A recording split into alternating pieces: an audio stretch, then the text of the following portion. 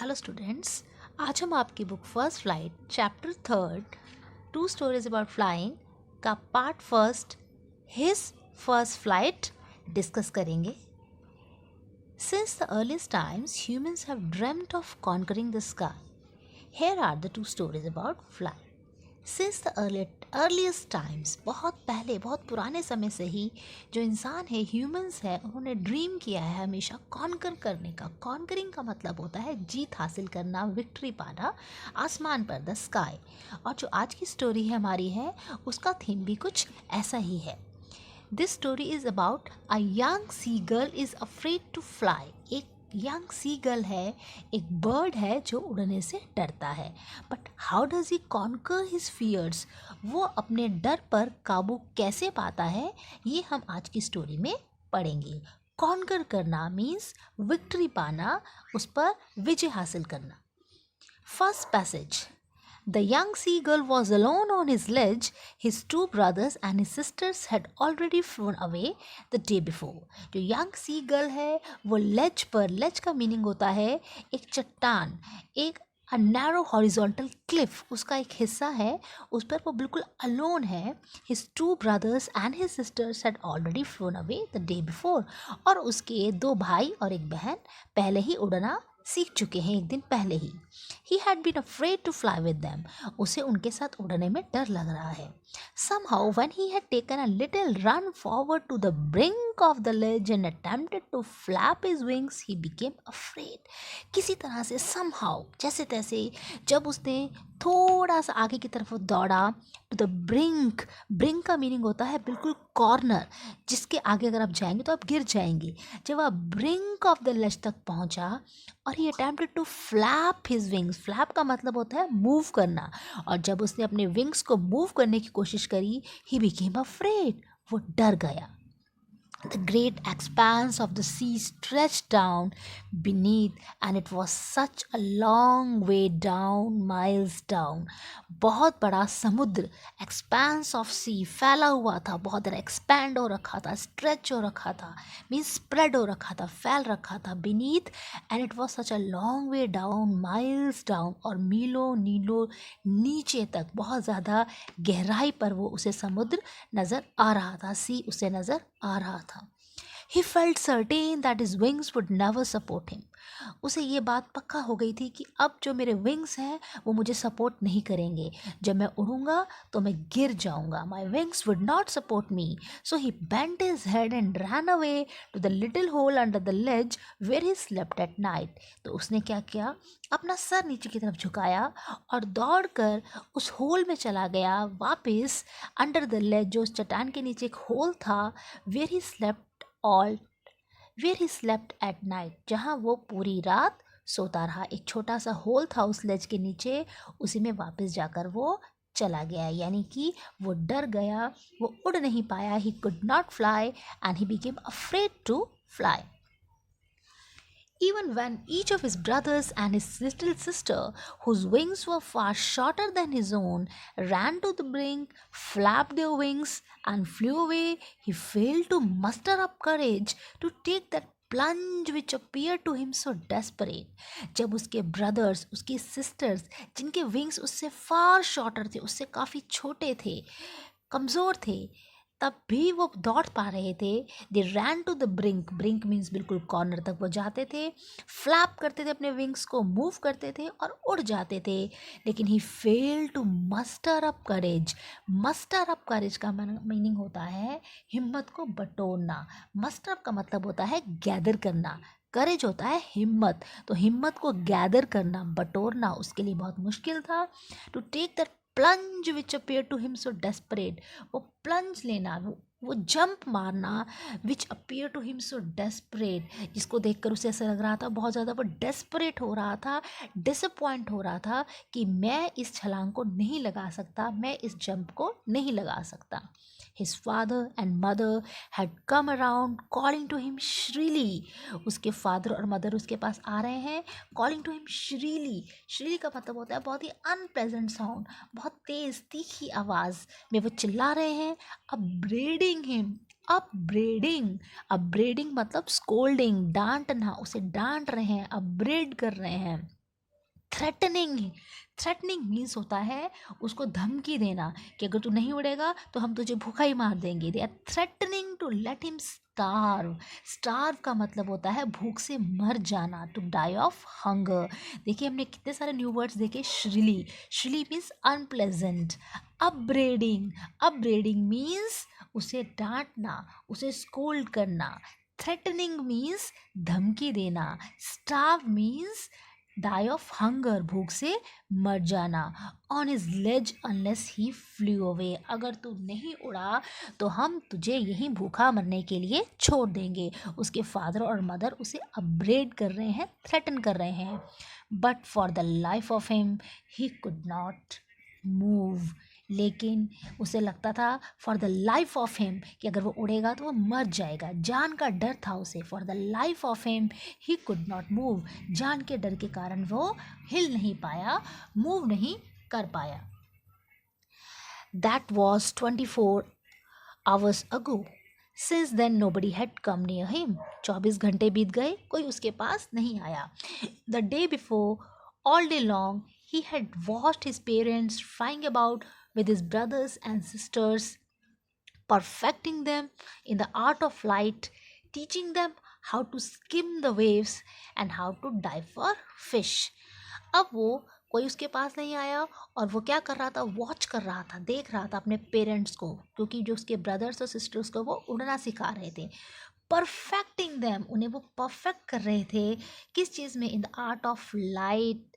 Teaching them how to skim, उड़ना सिखा रहे थे। आर्ट ऑफ फ्लाइट, उड़ना सिखा रहे थे।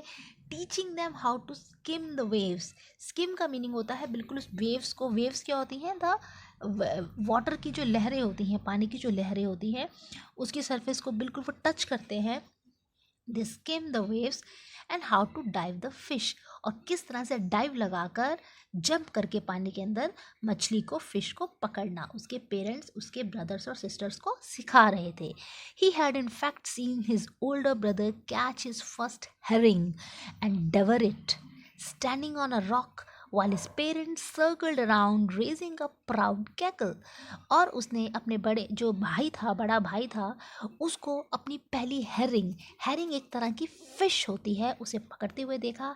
एंड डेवर इट, और उसको बड़ी जल्दी जल्दी उसका भाई खा रहा था। जो हम किसी चीज़ को बहुत जल्दी जल्दी से एनिमल्स खाते हैं उसके लिए वर्ड होता है डेवर, और उसे खाते हुए उसे देखा। Standing on a rock while his parents circled around, और उसके जो माता पिता थे वो उसके आसपास circled around raising a proud cackle, उसके आसपास गोल गोल घूम रहे हैं और रेजिंग और अ प्राउड कैकल। कैकल होता है बड़ी अनप्लेजेंट साउंड, जैसे बर्ड्स एक साथ बोलते हैं तो जो उनका आवाज़ होती है वो कैकल कहलाती है। लेकिन वो कैसा कैकल था, प्राउड कैकल था। जो पेरेंट्स थे वो प्राउड फील कर रहे थे कि जो उनका सन है, जो उसका बड़ा भाई है, वो किस तरह से फिश को डेवर कर रहा है, कैच कर रहा है, किस तरह से वो उड़ना सीख रहा है। And all the morning the whole family had walked about on the big plateau midway down the opposite cliff, taunting him with his cowardice। और पूरी सुबह पूरी फैमिली उसी क्लिफ के सामने एक बड़ा सा प्लेटू बना हुआ था।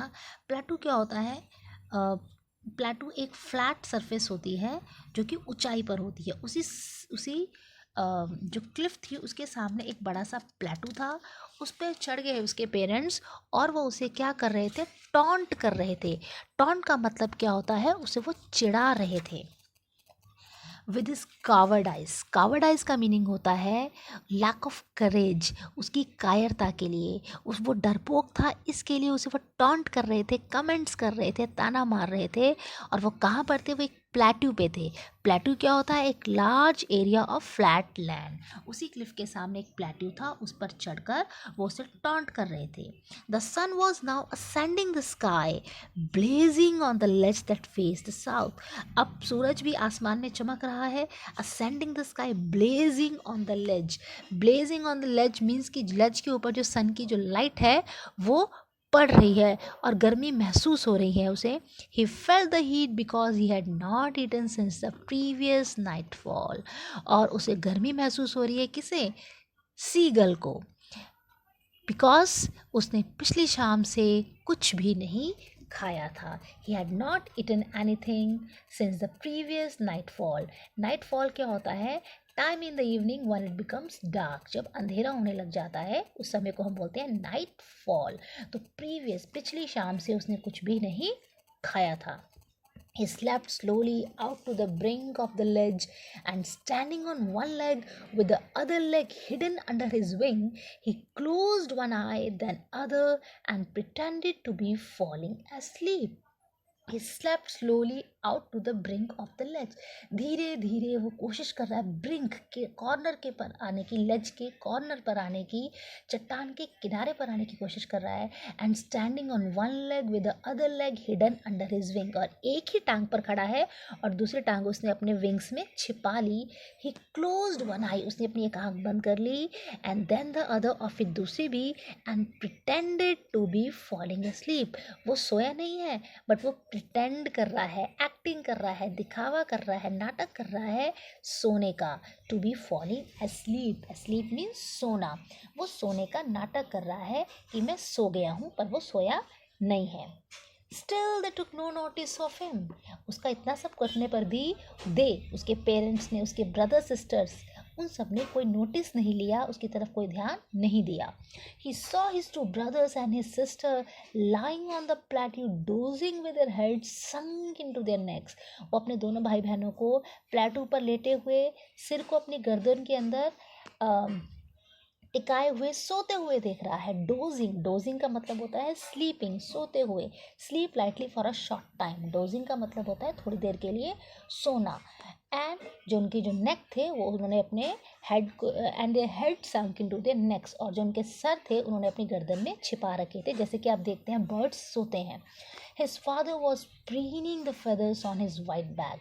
और जो उसके फादर थे वो अपनी जो वाइट उनकी बैक है, जो उनके वाइट फेदर्स हैं, पंख हैं, उनको प्रीनिंग कर रहे थे, उनको स्मूदिंग कर रहे थे, उनको साफ कर रहे थे अपने फेदर्स को.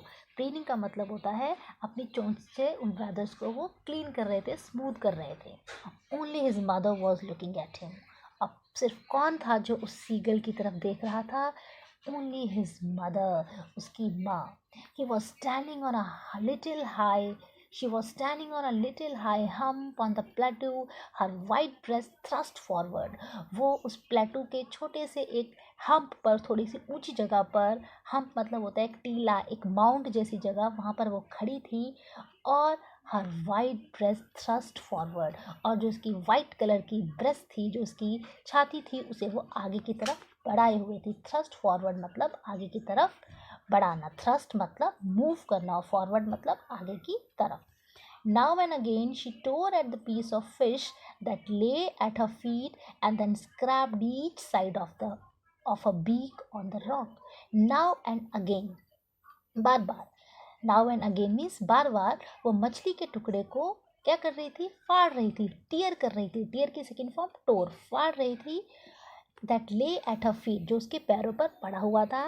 And then scraped each side of a beak on the rock, और फिर अपनी चोंच को रॉक पर क्या कर रही थी? खुरच रही थी, स्क्रैप कर रही थी. स्क्रैप मतलब होता है उसको खुरचना, जब साफ करते हैं, remove something from the surface.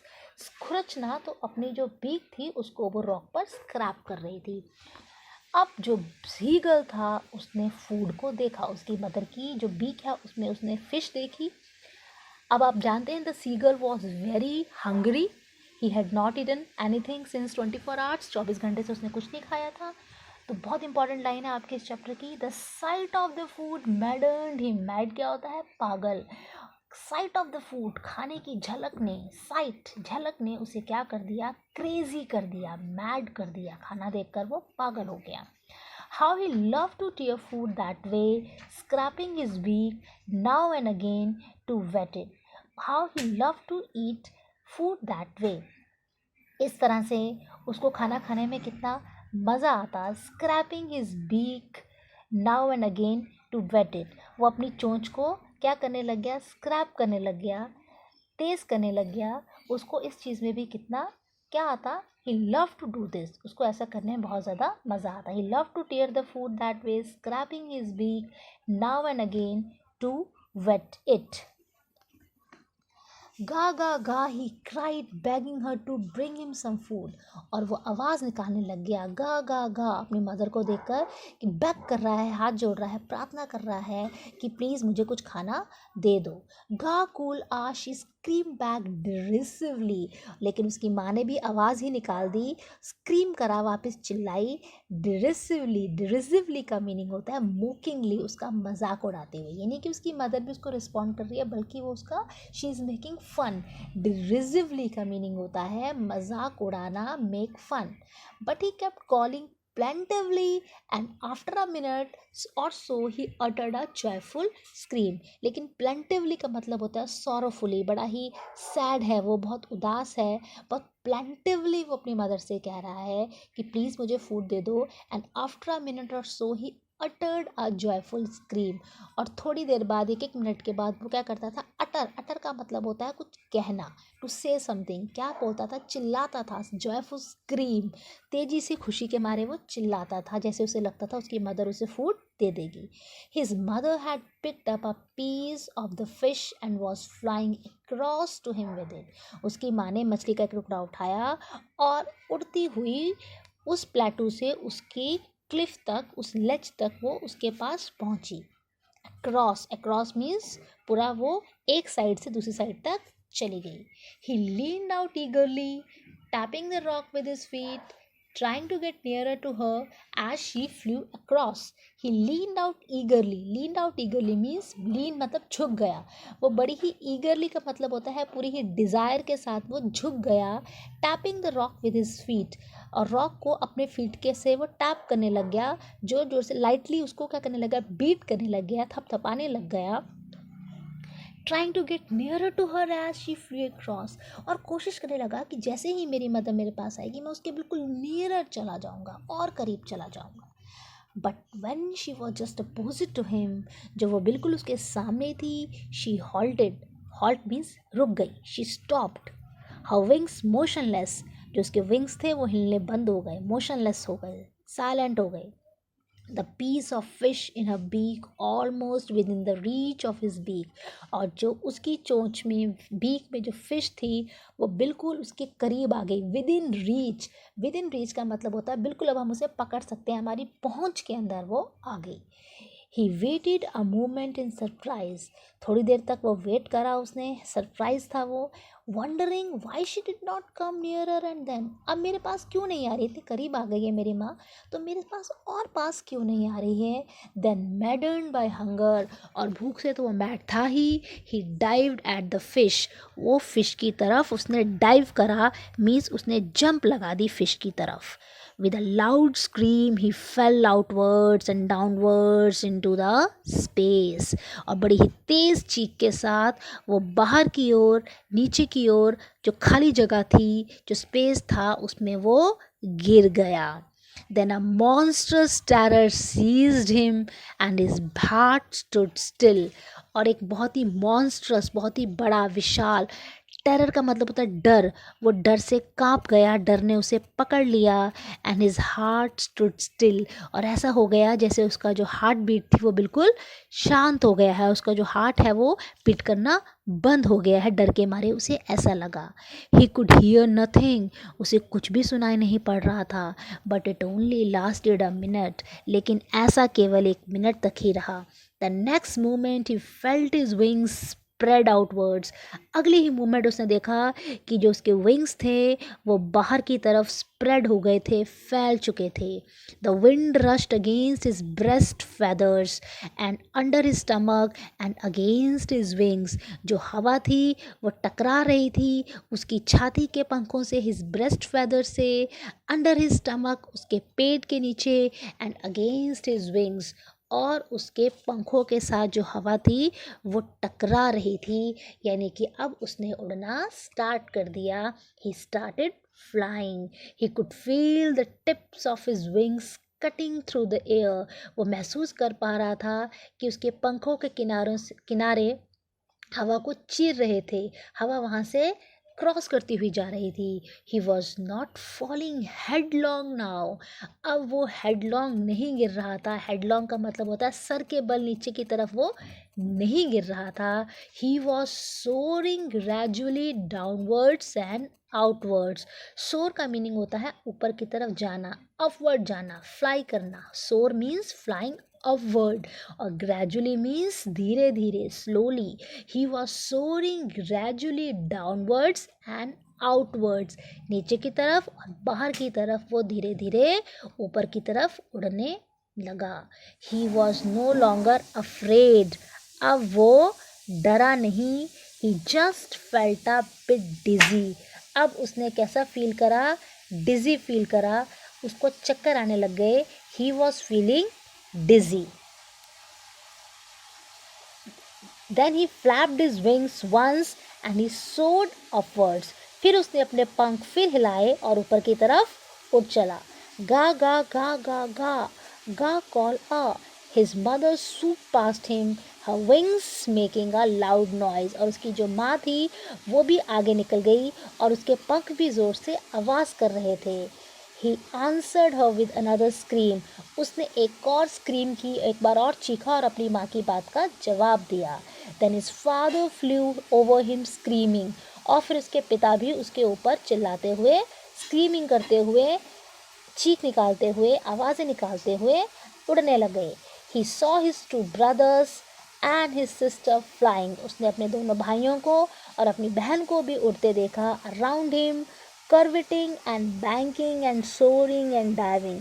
कर्वेटिंग का मतलब होता है जल्दी जल्दी मूवमेंट्स करना, उछल कूद करना, स्विफ्ट मूवमेंट्स करना। अपनी ब्रदर्स को और सिस्टर को उसने कर्वेटिंग करते हुए देखा। Banking and soaring and diving, उछलते हुए, कूदते हुए, सोरिंग ऊपर की तरफ चढ़ते हुए, डाइविंग जंप लगाते हुए देखा। Then he completely forgot that he had not always been able to fly and commended himself to dive and soar and curve shrieking shrilly. फिर वो भूल गया कि वो उड़ नहीं पाता था, वो उड़ नहीं सकता था। and commended himself and commended himself to dive and soar and curve shrieking shrilly. और उसने अपने आप को कमेंड किया। कमेंड का मीनिंग होता है अपनी उसने प्रेज करी, तारीफ करी। टू डाइव एंड सोर एंड कर्व श्रीकिंग श्रीली। श्रीली का मतलब होता है पियर्सिंग, बहुत तीखी आवाज़ कर रहा था। और श्रीकिंग का मतलब होता है स्क्रीमिंग, चिल्ला रहा था, बहुत तेज़ आवाज़ में वो चिल्लाने लगा। He was near the sea now, flying straight over it, facing straight out over the ocean. अब वो सी के पास भी था, उसके ऊपर वो उड़ रहा था, over it, facing straight out over the ocean. और जो समुद्र था उसका वो सीधा सामना कर रहा था। He saw a vast green sea beneath him. उसे अपने नीचे एक बहुत ग्रीन हरा पेड़ हरा समुद्र नज़र आ रहा था। He saw a vast green, vast means wide, बहुत विशाल।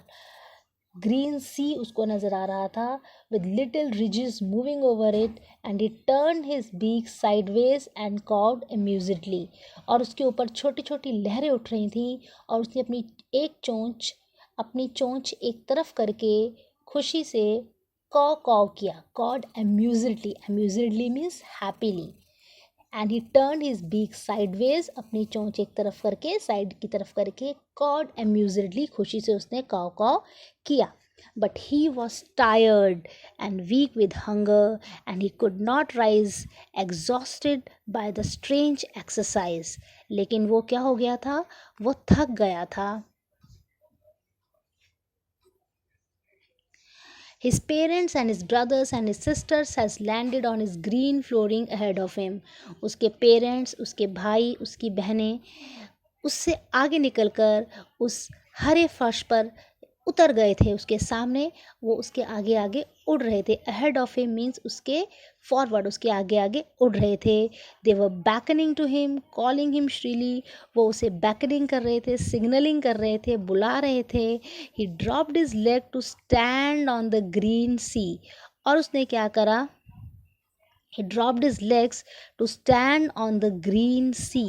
उसने उस समुद्र पर खड़े होने के लिए अपने पैर नीचे किए।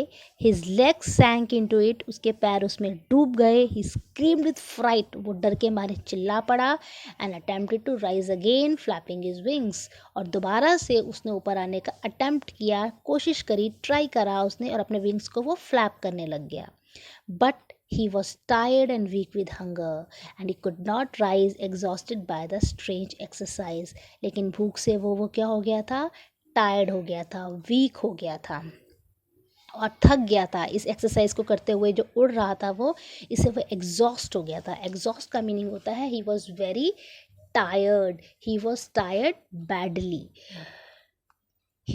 His feet sank into the green sea and then his belly touched it and he sank no further. जो उसके पैर थे वो हरे सी, जो समुद्र है, जो ग्रीन सी है, उसमें वो डूबे। देन his belly, फिर उसका जो पेट था वो भी सुई को छूने लगा। And he sank no further, लेकिन अब वो आगे नहीं डूबा। He was floating on it. Float का मतलब होता है तैरना। अब वो उस पर तैर रहा था। And around him his family was screaming, और उसके आसपास उसकी फैमिली स्क्रीम कर रही थी, शाउट कर रही थी, प्रेजिंग हिम, प्रेज कर रही थी, उसकी तारीफ कर रही थी। And their beaks were offering him scraps of dogfish, और वो उनकी जो चोंच में उन सब ने उसके लिए स्क्रैप्स ऑफ डॉग फिश के छोटे छोटे पीसेस, छोटे छोटे टुकड़े ले रखे थे, जो जिसे वो उसे ऑफ़र कर रहे थे। He had made his first flight, और इस तरह से उसने अपनी पहली उड़ान भरी। He made his first flight. I think अब आपको ये चैप्टर समझ में आ गया होगा। Thanks for